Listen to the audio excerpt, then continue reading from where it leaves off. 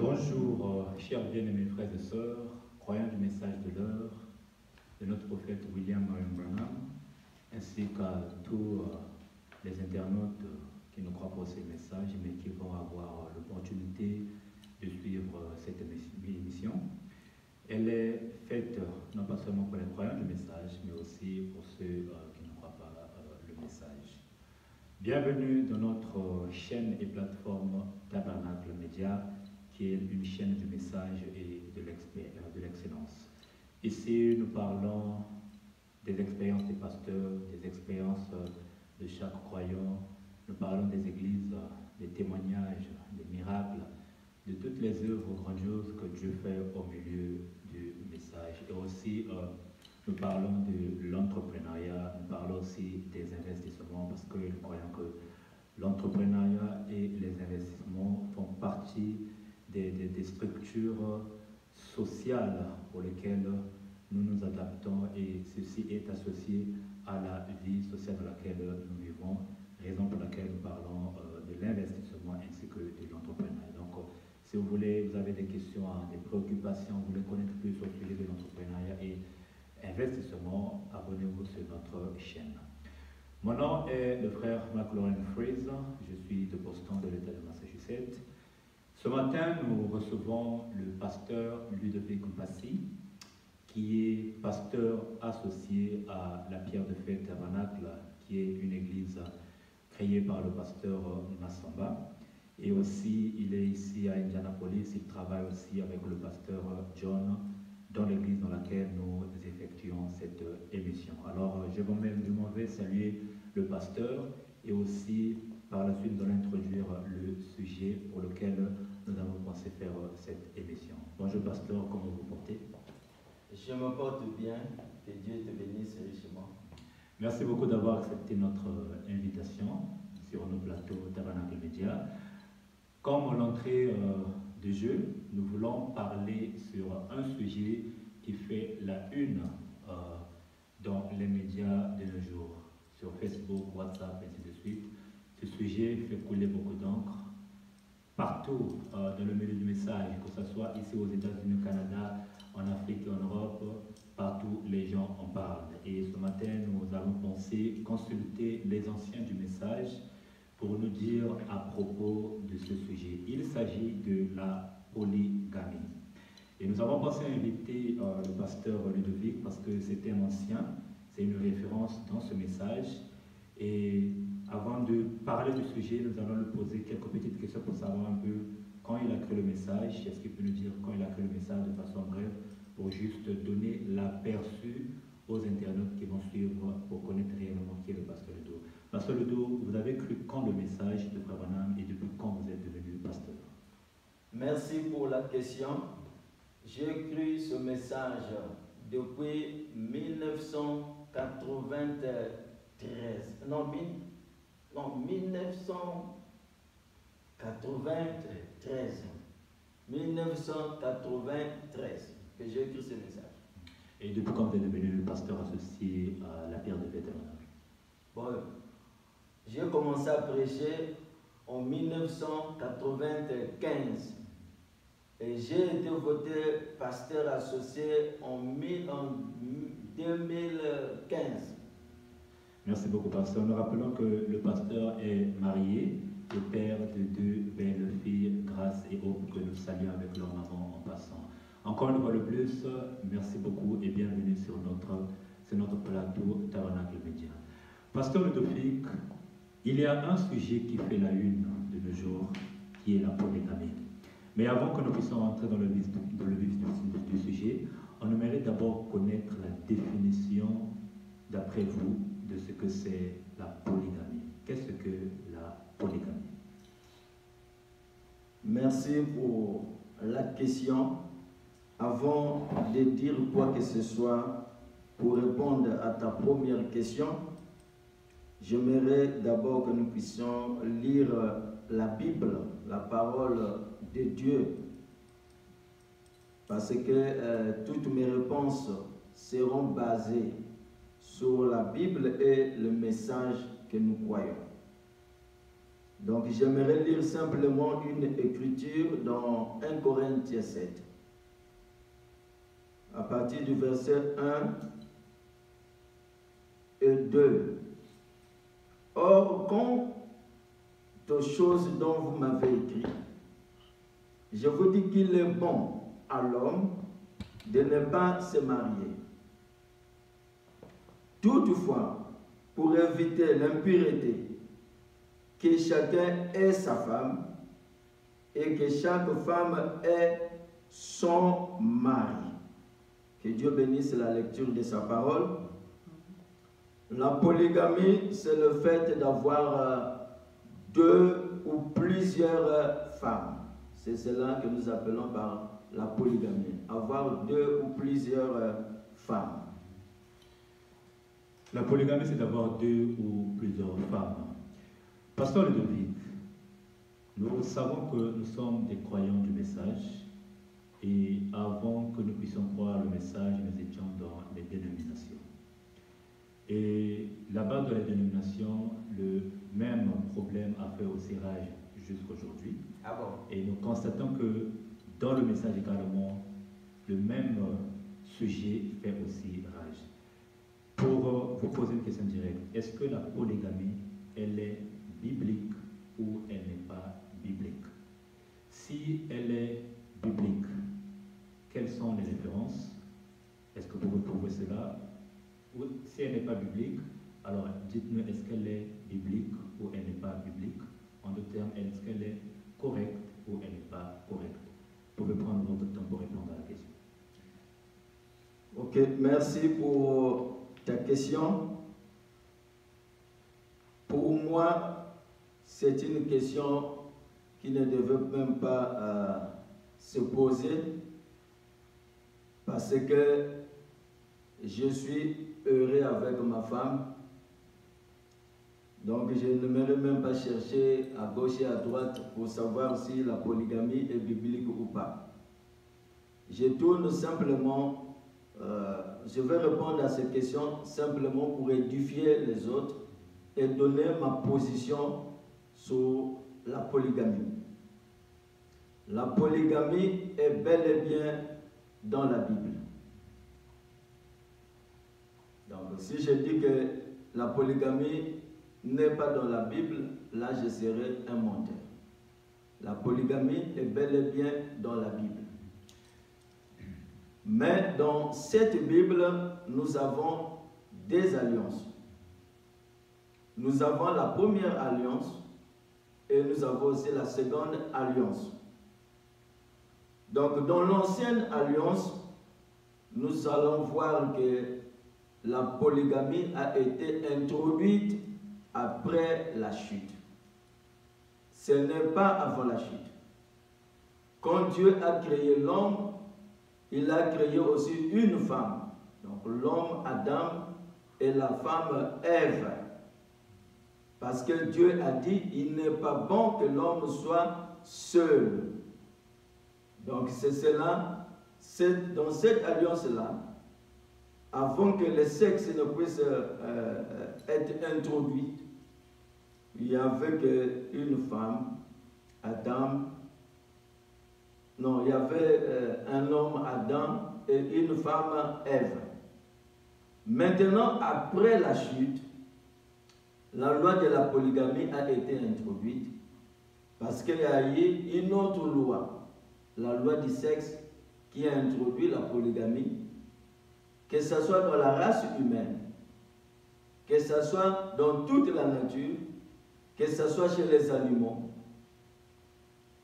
La polygamie est réellement dans la Bible. Parce que nous allons remarquer que tous les anciens, je ne peux pas dire tout, la majorité des anciens dont nous faisons référence ont été de polygames. Donc, si du coup je dis que la polygamie est démoniaque, si du coup je dis que la polygamie est un péché, alors je ferai d'Abraham un pécheur, je ferai de tous les autres, David, Salomon et les autres étant des pécheurs. Je vais encore ajouter une autre question un peu plus en profondeur. Vous avez dit que la polygamie est dans la Bible, vous avez donné quelques exemples, quelques références, mais de nos jours, nous qui sommes dans le message, est-ce que, d'après le message que le frère Branham a prêché, est-ce qu'il nous est autorisé, nous croyants du message, de pouvoir pratiquer la polygamie dans le message? Qu'est-ce que vous en pensez sur base de ce que le prophète a dit concernant la polygamie? Ok, pour répondre à ta question, là j'aimerais maintenant être strict avec la parole, la Bible, et strict aussi avec le message du prophète William Marion Branham. Ici, dans la prédication sur le mariage et le divorce, au paragraphe 162, le prophète est clair, nous dit ceci: or, la parole de Dieu, elle s'accorde avec la nature de Dieu. Elle observe une continuité. Voyez-vous qu'une école est allée à l'est et que l'autre est allée à l'ouest sur la question. Donc, concernant toutes ces questions, le mariage, le divorce, la polygamie, il y a deux écoles. Il faut revenir à la vérité pour voir ce qu'il en est. Il en a toujours été ainsi. C'est l'alliance normale avec Dieu depuis le commencement. Écoutez ce que le prophète continue à dire ici. Il dit au paragraphe 162, d'abord avant le commencement, dès le commencement, c'était seulement un homme et une femme. Après que le péché est entré, je ne sais pas si vous comprenez. Il n'a pas dit après la beauté ou la grâce est entrée. Après le péché est entré, alors ça a été un homme et un groupe de femmes. C'est comme ça dans la nature, chez tous les animaux et les êtres humains, du point de vue de la chair naturelle, ce sont des animaux. Nous sommes des mammifères, ça, nous le savons tous, voyez-vous? Et tout ça, c'est la nature de Dieu dans sa continuité. 1 Timothée 3, 1. Donc nous voyons bien que Frère Branham montre que c'est après le péché que la polygamie a été introduite. Et il poursuit encore sa pensée, le même prophète. Regardez ce qu'il dit ici dans les 70 semaines de Daniel, au paragraphe 210. Dans le pays où il y a la polygamie, c'est 1000 fois mieux. C'est-à-dire, Frère Branham préférait qu'il y ait la polygamie que le pays là où on autorise les divorces. Donc, pour Frère Branham, la polygamie, un polygame est mieux qu'un divorcé. Et pourtant, la polygamie, c'est mal. Nous le savons. Voyez-vous comment Frère Branham répond? Il dit qu'il préfère, là où on autorise la polygamie, que là où on autorise les divorces. Donc vous voyez déjà que c'est quelque chose de très sérieux et capital. Parce que le problème de mariage et divorce, Frère Branham dit, tous les messagers qui sont venus ont fait face à ce problème. C'est un problème majeur. Depuis Moïse,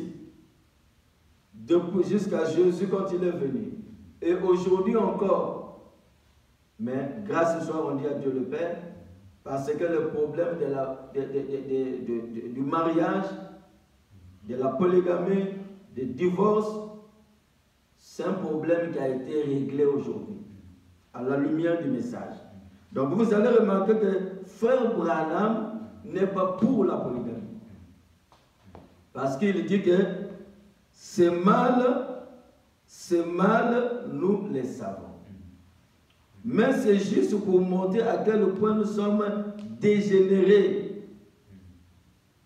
Amen. Et il continue encore ici. Je vais lire. Il dit ici, dans l'opprobre à cause de la parole. Écoutez ce que le prophète dit. Avez-vous remarqué la différence? Là, il parle du couple d'Abraham.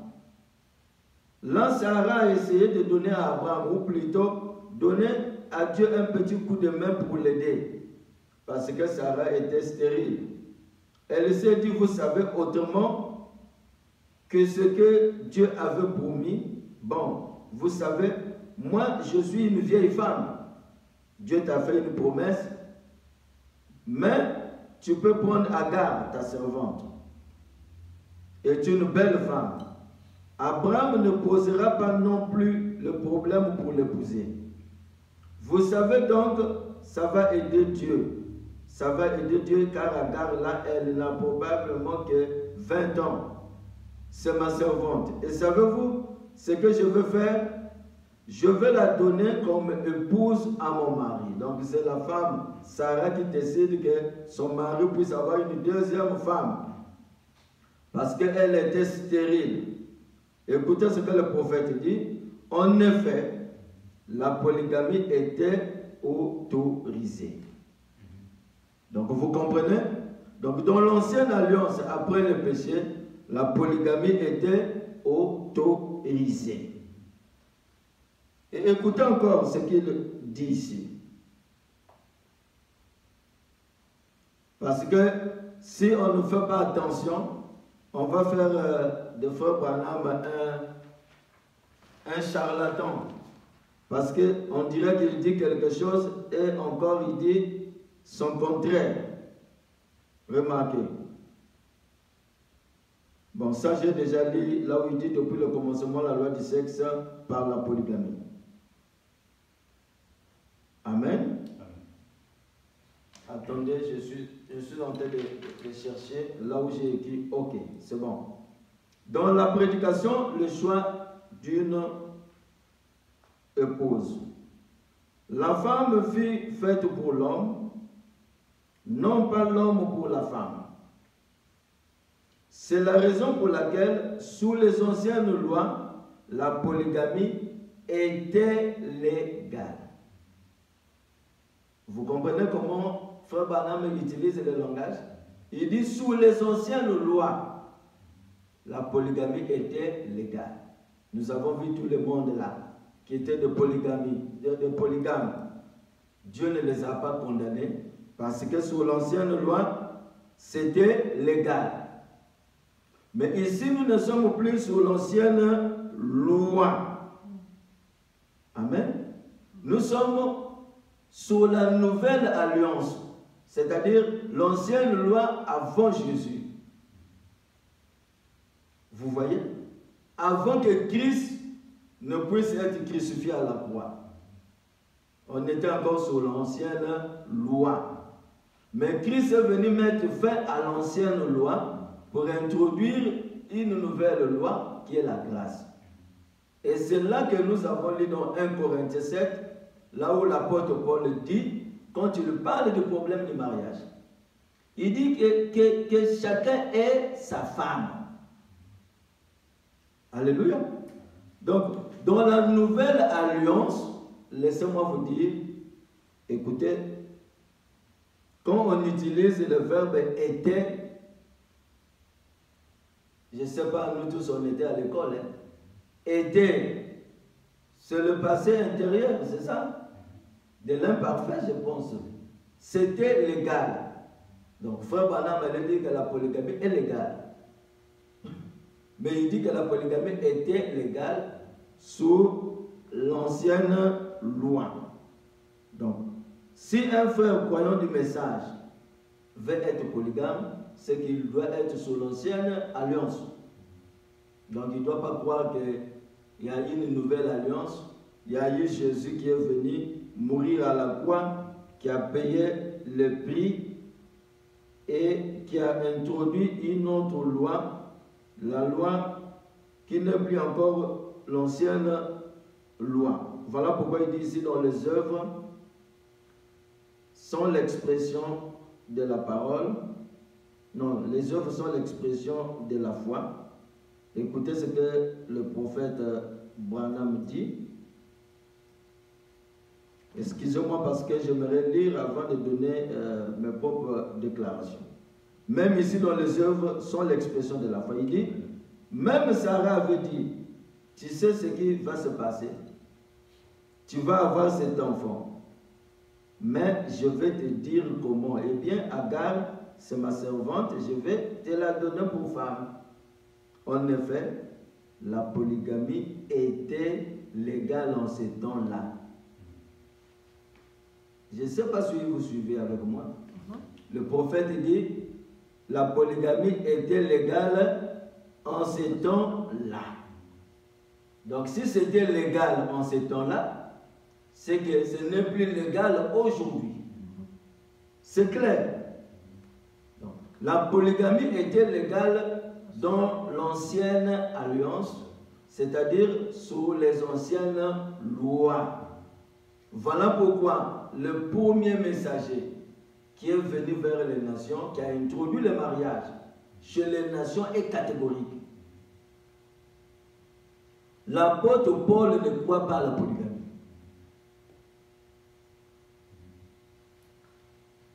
Ça peut choquer. Écoutez, ça peut choquer, mais c'est la vérité. Écoutez, il dit, dans 1 Timothée 3,12, écoutez ce que l'apôtre Paul parle concernant nous qui devons assumer des responsabilités au sein de l'Église. Parce que vous le savez, aujourd'hui, ce ne sont pas seulement les brebis qui veulent être des polygames. Même des pasteurs aussi veulent devenir des polygames.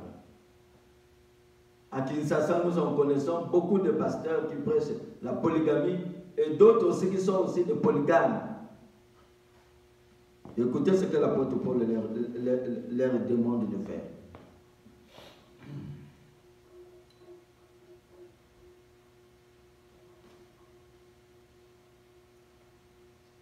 Excusez-moi, ce sont des feuilles que j'ai dispersées.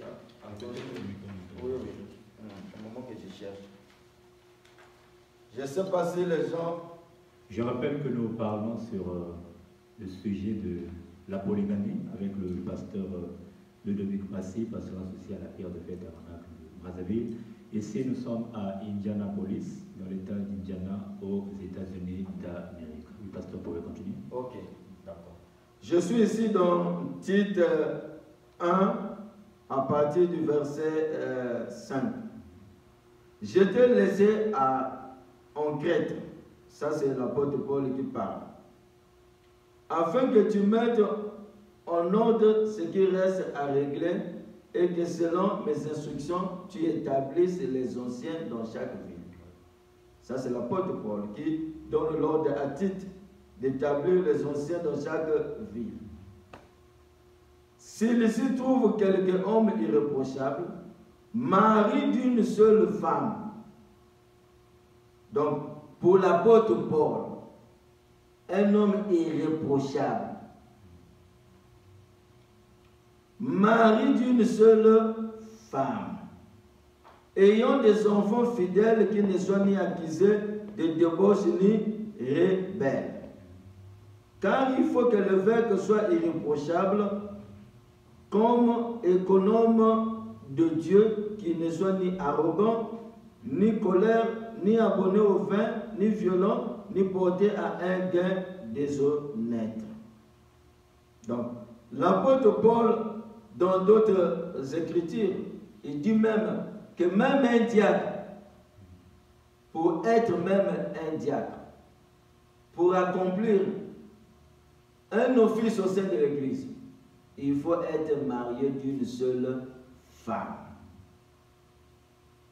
Donc, Branham ne pouvait pas aujourd'hui autoriser la polygamie à ses croyants, tout en sachant que l'épouse entière, Dieu a fait de nous un royaume des sacrificateurs.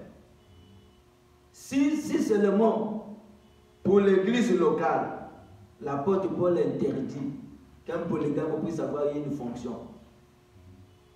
Donc c'est dans le corps de Christ. Il y a même des citations là où Frère Branham dit que honte à vous qui permettait dans votre église de polygame. Et vous leur donnez le droit de prendre la Sainte Seine, la communion. Quand Frère Branham a parlé de la polygamie, donc mariage et divorce, il a soutenu d'abord la thèse pour montrer que après la chute, il y a eu la loi du sexe qui a introduit la polygamie. Et le problème du péché a été réglé à la croix. Ne déplaçons pas les bornes. Frère Branham dit que dans ce jour-là au calvaire, il dit que le problème du péché a été réglé.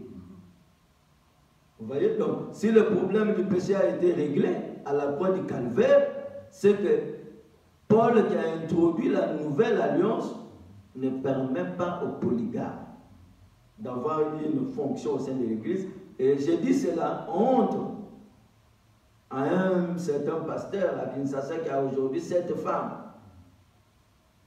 Lui, quand il dort, il ne fait que rêver les femmes. Parce qu'il a dit cela dans une émission, que j'étais parti prêcher dans une autre localité là-bas, la Monia Moussoussoukouna. J'ai aimé une fille là qui a touché mon cœur, donc je vais aller prendre. Et tous ces fidèles, c'est le polygame. C'est quoi? Parce qu'il est encore dans la loi du sexe. Merci beaucoup, pasteur. Vous avez suffisamment lu plusieurs citations, y compris les versets bibliques. Je crois que nos internautes ont suivi les réponses communiquées par le pasteur Ludovic en lisant le Frère Branham et la Bible. Et c'est clair, la polygamie est mal. Elle était autorisée dans l'ancienne loi parce qu'à cause du péché, tout cela a été permis. Mais lorsque le prix du péché ou la question du péché a été réglée à la croix par le Seigneur Jésus-Christ lui-même, alors Frère Paul est venu pour mettre l'ordre dans l'Église, comme le pasteur Ludo l'a dit. Là, il n'a plus soutenu la polygamie, il a dit clairement, et le prophète Branham, qui est le dernier prophète messager, a dit clairement que la polygamie est mal. Il n'y a pas un endroit où il a soutenu cela. Et je crois aussi, il y a une brochure que j'avais lue quelque part où il disait on n'allait pas dire que je soutiens la polygamie, quelque chose comme ça. Je pense que c'est le frère Branham qui l'a dit. Donc je pense que cette question-là est réglée pour ceux qui vont suivre l'émission. Mais j'ai encore d'autres petites questions qui cadrent avec aussi, toujours dans le cadre de la polygamie. Pasteur Ludovic, nous avons un frère qui est marié à plusieurs femmes. Prenons seulement 2 femmes. Il a 2 femmes, avec des enfants, avec 2 femmes. Il croit le message, il parle du message à ses 2 épouses, les 2 épouses aussi acceptent le message, ils viennent dans votre église. Prenons l'exemple de votre église à la pierre de fête. Un tel frère, le frère Branham dit, honte à vous, prédicateurs, qui laissez les hommes avec plusieurs femmes. Comment allez-vous régler cette situation? Est-ce que vous allez demander au frère de laisser partir une femme, de rester avec une? Ou bien vous allez le laisser avec ces 2 femmes? Comment pensez-vous régler cette situation-là? Le problème ici, si un frère, avant de croire, est réellement marié avec ces 2 femmes, nous n'aurons pas une écriture pour pouvoir casser leur mariage avec ces 2 femmes. Il sera mort, il va croire la parole et nous allons réellement vérifier si réellement il est en ordre avec ces 2 femmes. Par exemple, ici aux États-Unis, on ne permet pas la polygamie. Donc du coup, ici, il ne serait même pas aussi en ordre avec la loi du pays d'ici. Donc il faut qu'il reste au Congo. Parce que non, il ne doit pas venir ici. Parce que prenons le cas, il est ici. Il est aux États-Unis. Il est aux États-Unis, dans votre église, avec ces 2 femmes. Comment allez-vous régler cette situation? Parce que pourquoi Parce que s'il est aux États-Unis, oui, déjà, il va à l'encontre de la loi du pays. L'Amérique ne croit pas à la polygamie. Pasteur, laissez-moi je conseillerais à ce frère-là, pour être en ordre, qu'il répare en Afrique, là où on croit à la polygamie. Vous pensez que le frère va le faire? Je vais éclairer la question. Non, parce que le problème, c'est quoi? Ouais. Par exemple, au Congo-Brazzaville, on autorise la polygamie jusqu'à 5 femmes, ou 4 ou 3, si j'ai bien une bonne mémoire. Maintenant, si tu as un frère, croyant du message, tu vis au Congo-Brazzaville, et que tu en as 6 femmes, tu n'es plus au nord, c'est même la loi de ce pays-là. Non, mais pasteur, moi la question que je pose, parce que moi je suis réaliste, vous voyez, je suis seulement réaliste. Et cela est vrai, Oui. Et même ici aux États-Unis, il y a des cas comme ça. Voilà pourquoi j'ai posé cette question. Il y a des frères, bon, pas peut-être des frères, mais des gens qui vivent avec 2 femmes. Une femme légalement, une autre femme qui n'est pas légale, que le gouvernement ne connaît pas. Mais ils ont des enfants avec cette femme. Ces 2 femmes se connaissent très bien. Je suis la femme de M. Intel. Moi aussi, je suis la femme de mon mari à 2 femmes. Ils savent ça, c'est clair. Ils sont ici. Mais sur les papiers, ils ne sont pas reconnus. Un tel frère arrive dans votre église, pasteur. Comment allez-vous régler une telle situation? C'est là en fait ma question. Est-ce que vous allez laisser le frère continuer comme ça? Donc, comment allez-vous régler cette situation, pasteur? Bon, j'ai dit ceci. Si on était en Afrique, ce frère est libre de garder ses 2 femmes. C'est ça la réalité. Si on était en Afrique, ce frère-là est libre de garder sa femme. Mais s'il vient dans un pays là où on ne croit pas la polygamie, parce que le même prophète dit que la polygamie est mal. Donc, le pays ne croit pas à la polygamie. La loi du pays n'autorise pas la polygamie. Mais déjà, il n'est pas en paix. Il vit quelle vie là? Caché parce qu'il ne peut pas aller, présenter ces 2 femmes-là devant les autorités. Ce n'est pas reconnu officiellement la polygamie ici aux États-Unis. Donc, raison pour laquelle, s'il vient dans mon église, il reste membre, c'est tout à fait normal. Je ne peux pas lui dire de répudier sa femme, mais lui-même, sa conscience doit travailler, de savoir que non, je vis dans un pays là où la polygamie n'est pas légalisée. C'est ça la réalité. D'accord, pasteur. S'il veut vivre en paix sans culpabilité, bon, c'est mieux qu'il parte à Congo-Kinshasa ou Congo-Brazzaville.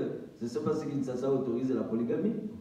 Qu'il choisisse un pays là où on croit à la polygamie. Merci beaucoup, pasteur. Je pense que ceux qui vont suivre l'émission auront déjà la réponse à cette question. Une autre question, pasteur, parce que nous allons passer à la fin de notre émission. Quelles sont les raisons aujourd'hui? Parce qu'on entend lire dans les réseaux sociaux, la femme ne peut pas, mais l'homme peut. Bien. Ne peut pas quoi? Ne peut pas se remarier. Hein? La femme ne peut pas se remarier. C'est-à-dire, là, tu parles du divorce. Oui. Puisque pendant qu'on en parle du mariage, j'introduis la question. Il est souvent dit, j'ai lu ça dans les réseaux sociaux, la femme ne peut pas, bon, c'est aussi biblique, mais d'autres maintenant aujourd'hui disent que le mari peut. Quelles sont les raisons, d'après vous, qui peuvent faire en sorte qu'un homme marié légalement, mais qui opte pour le divorce ou pour une situation quelconque, divorce et se remarie pour un tel homme? Quelles sont les raisons qui peuvent permettre à un homme qui est marié légalement de divorcer et de se remarier? Est-ce que cela est possible selon les Écritures ou cela n'est pas possible? Que pensez-vous, pasteur Ludovic? Merci. J'aimerais répondre à cette question. Écoutez ici dans ma propre Bible, je vais lire une écriture. Avant même de commencer, j'ai montré clairement, Frère Branham préfère un polygame qu'un divorcé. Ok? Donc pour Frère Branham, le divorce, c'est quelque chose qui n'est pas bon. Écoutez ce que Jésus dit dans notre Bible et je vais prendre là où les frères se réfèrent pour pouvoir soutenir leur position. Il est écrit dans Matthieu 5, 32. Mais moi, je vous dis que celui qui répudie sa femme, sauf pour cause d'infidélité, l'expose à devenir adultère. Et que celui qui épouse une femme répudiée commet un adultère. Amen. Donc, pour le Seigneur Jésus, il y a une seule raison qui permet à l'homme de répudier sa femme, si ce n'est qu'en d'infidélité. Donc, si tu n'as pas trouvé ta femme dans un cas d'infidélité et que tu n'as plus la tempérance, parce qu'en dehors de l'infidélité, le prophète Branham a aussi mentionné d'autres causes. Il a dit, si tu viens trouver ta femme à couper les cheveux. Une femme qui ne veut pas donner des enfants à son mari, ça il parle d'un langage des adultes. C'est le mot clair. Une femme qui ne veut pas aller avec son mari lorsque le mari a besoin d'elle. Donc, c'est multiples raisons. Si tu n'as pas le Saint-Esprit et tu viens nous voir, nous allons d'abord te présenter que le divorce est mal. C'est ça d'abord la première des choses. Nous n'allons pas te soutenir du coup pour dire « Ah, c'est bon, il faut divorcer ». Nous allons te montrer, frère, dans le cas, la femme a coupé les cheveux, le divorce est mal. Non, je l'ai trouvé en état de fidélité. Là, tu es libre de répudier cette femme-là. Mais le Seigneur montre aussi, si tu la répudies, sauf au cas d'adultère, tu l'exposes à devenir, à vivre dans le péché. Parce qu'imaginez qu'une jeune femme que tu vas répudier, selon la loi, cette femme-là doit rester ainsi jusqu'à sa mort. Parce qu'elle a un mari vivant. Maintenant, ici, frère Branham, quand il a prêché mariage et divorce, il dit, ceci ne s'applique pas à l'homme. C'est-à-dire, en cas de divorce, peu importe les raisons, en cas de divorce, ceci ne s'applique pas à l'homme. Mais l'homme est libre de se remarier. Donc, dans tous les cas, avant mariage et divorce, Frère Branham mettait l'homme et la femme au même pied d'égalité. Il disait les deux ne peuvent pas se remarier. Donc si par exemple tu te divorces avec ta femme, Frère Branham avant, il disait que vous deux, vous n'avez pas le droit de vous remarier, sauf s'il y a un cas d'infidélité. Vous voyez? Mais quand il vient prêcher mariage et divorce, il dit que non, l'homme peut se remarier. Maintenant, il y a un grand problème ici. Dans d'autres traductions, on a mis sauf au cas d'adultère. Mais dans d'autres traductions que j'ai lues ici, on a dit sauf au cas d'infidélité. Donc, s'il n'y a pas eu infidélité, ce que Frère Branham venait expliquer, il dit infidélité dont Jésus se référait, c'est quoi? La vie que la femme a menée avant d'être dans ton foyer, qu'elle n'a pas confessé. Vous voyez? Donc, s'il n'y a pas eu cette vie-là, prenons l'exemple, s'il y a eu par exemple adultère, si tu la répudies, si elle se marie, elle sera toujours dans le péché. Est-ce que pour ce cas, est-ce que l'homme peut se remarier? C'est-à-dire, tu as trouvé la femme en état d'adultère? Oui. Oui, tu répudies. Et tu prends une autre. Tu prends une autre femme. La loi va maintenant condamner la femme. Tu comprends? Parce que toi, tu l'as libérée, tu l'as trouvée en état d'adultère. Mais c'est là, maintenant, quand tu prends une autre femme, tu rentres dans la loi de la polygamie. Tu deviens polygame. Polygame parce que ta femme est vivante. Maintenant, s'il y a cas d'infidélité, vous deux, vous avez le droit de vous remarier, de vous remarier. La femme et l'homme, c'est-à-dire la femme n'avait pas confessé sa fille. Imaginez qu'aujourd'hui, il y a d'autres femmes, tu dis, ah, tu avais connu combien d'hommes? Oh, 2. Tu te rends compte que cette femme-là avait connu beaucoup des hommes. C'est que dès le début, il n'y a pas eu mariage. C'est ça que le prophète a dit que ici, on avait mal traduit. On devait dire sauf cas de fornication. Vous voyez, dans d'autres traductions, ils ont même amplifié, ils ont dit sauf cas d'adultère.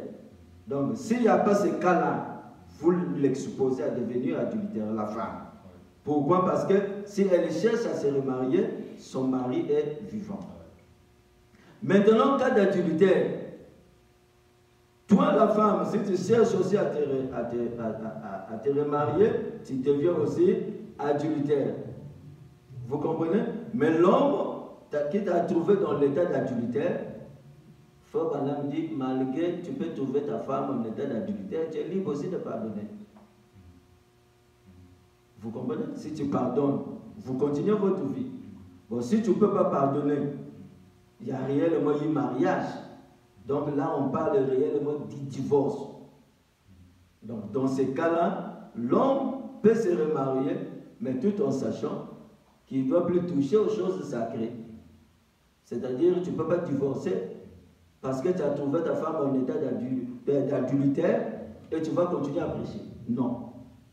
Tu laisses les choses sacrées parce que là, tu rentres déjà dans la loi de la polygamie, puisque ta femme est vivante.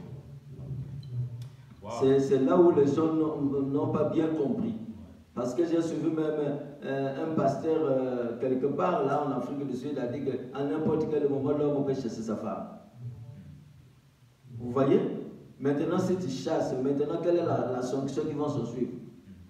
Chasser, n'importe qui peut chasser sa femme. Maintenant, quelle est la suite après que tu es chassé?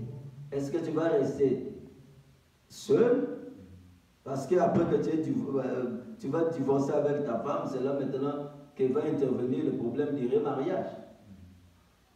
Maintenant, frère, je te dis, si tu as le Saint-Esprit, tu ne vas pas exposer ta femme à devenir adultère.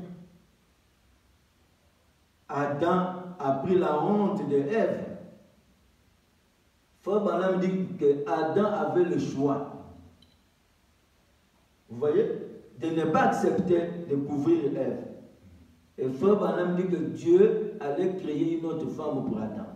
Mais Adam aimait tellement sa femme, il n'a pas voulu perdre. Il est allé dans la chute avec sa femme. Donc, frère, c'est-à-dire, par exemple, moi tel que je suis là, je dis que cela ne peut pas arriver, je prends seulement l'exemple. Même si ma femme commettait adultère, je ne peux pas quand même la mettre dehors. Là, je l'expose. Moi-même aussi, mon ministère aussi. C'est fini. On a des pasteurs polygames qui prêchent. C'est-à-dire, il est divorcé et remarié. Mais il prêche. Frère Branham dit, écoutez, un divorcé, c'est de la malédiction. C'est ça la réalité. Donc le divorce, en aucun cas, frère, le divorce n'est pas une bonne chose. S'il y a eu cas d'infidélité, là, vous deux, vous vous séparez, la femme se remarie, toi aussi tu te remaries. Donc personne n'est pénalisé. Mais si tu l'attrapes en état d'adultère, tu la mets dehors, elle est pénalisée, mais toi, tu rentres dans la loi de la polygamie. Puisque la polygamie chez la femme n'existe pas. Même dans l'ancienne alliance, la polygamie n'était légale que pour l'homme et non la femme. Voilà pourquoi c'est impossible pour une femme de rentrer dans la loi de la polygamie. Wow. Merci beaucoup, Pasteur Ludovic. Nous allons parler de 3 grandes questions.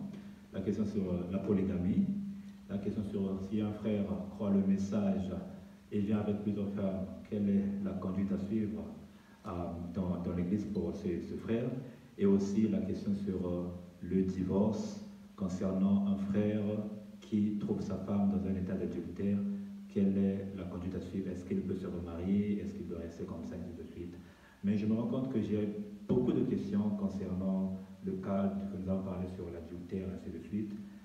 mais le temps ne nous est pas alloué puisqu'on a prévu seulement pratiquement 1 heure du temps pour ne pas trop fatiguer les internautes. Donc on va mettre fin à notre émission aujourd'hui. Je ne sais pas si on peut prendre notre rendez-vous parce que je suis encore ici à Indianapolis jusqu'à mercredi.